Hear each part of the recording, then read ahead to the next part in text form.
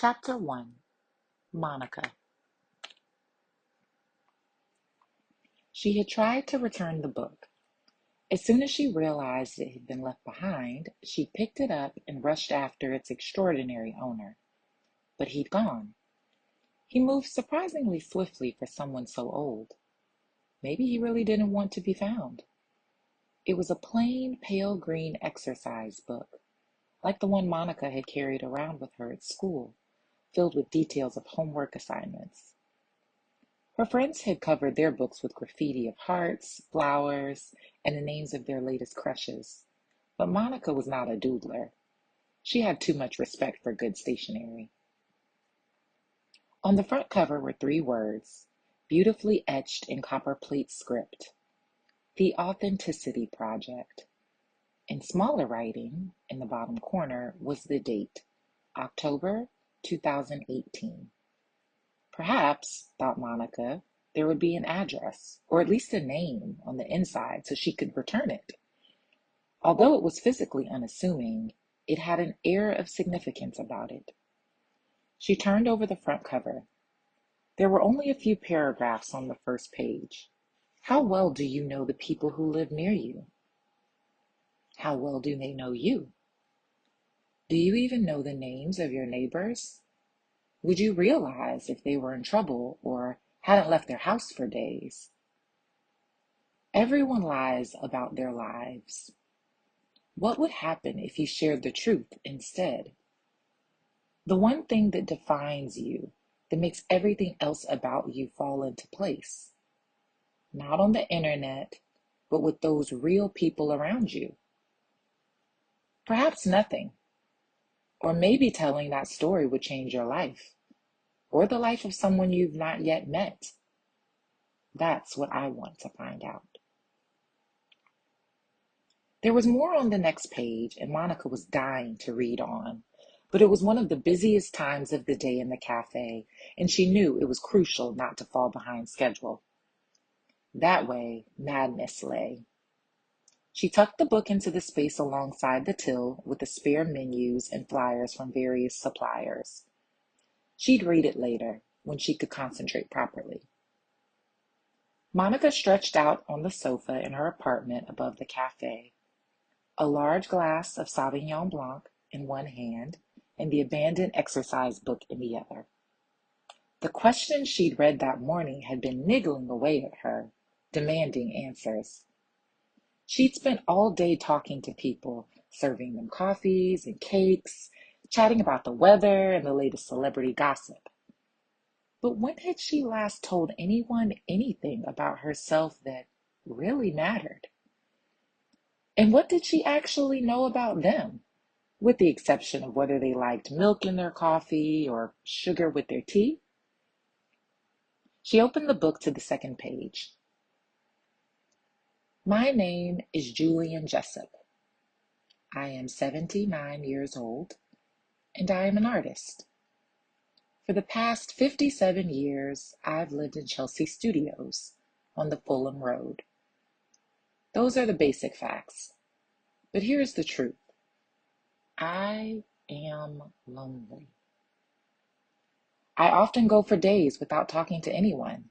Sometimes when I do have to speak, because someone's called me up about payment protection insurance, for example, I find that my voice comes out in a croak because it's curled up and died in my throat from neglect. Age has made me invisible. I find this especially hard because I was always looked at. Everyone knew who I was. I didn't have to introduce myself. I would just stand in a doorway while my name worked its way around the room in a chain of whispers, pursued by a number of surreptitious glances. I used to love lingering at mirrors and would walk slowly past shop windows, checking the cut of my jacket or the wave in my hair. Now, if my reflection sneaks up on me, I barely recognize myself. It's ironic that Mary, who would have happily accepted the inevitability of aging, died at the relatively young age of 60, and yet I'm still here, forced to watch myself gradually crumble away. As an artist, I watched people.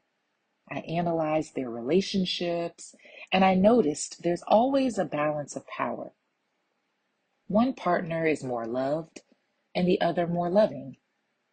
I had to be the most loved. I realize now that I took Mary for granted with her ordinary, wholesome, pink cheeked prettiness and her constant thoughtfulness and dependability.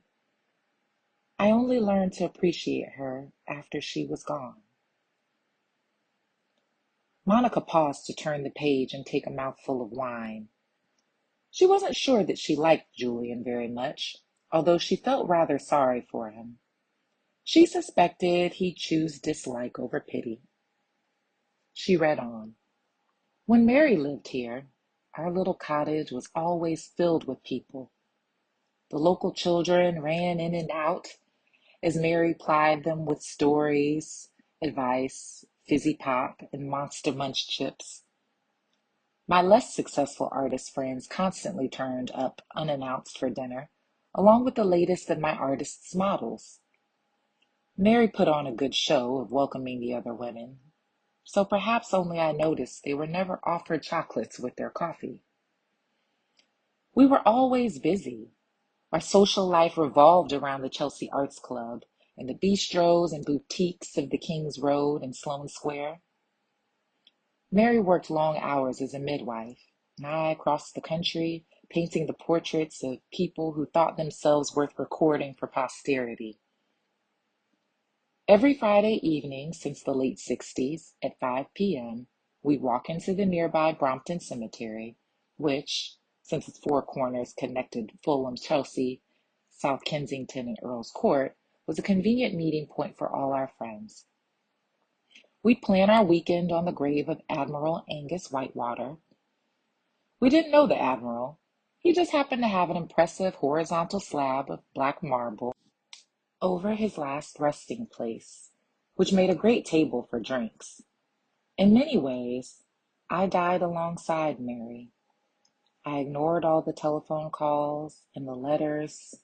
I let the paint dry solid on the palette, and one unbearably long night destroyed all my unfinished canvases, ripped them into multicolored streamers, then diced them into confetti with Mary's dressmaking scissors.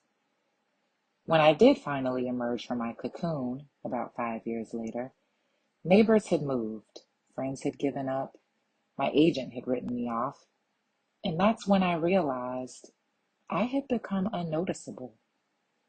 I had reverse metamorphosed from a butterfly into a caterpillar. I still raise a glass of Mary's favorite Bailey's Irish cream at the Admiral's grave every Friday evening. But now it's just me and the ghosts of times past. That's my story. Please feel free to chuck it in the recycling. Or you might decide to tell your own truth in these pages and pass my little book on. Maybe you'll find it cathartic, as I did. What happens next is up to you.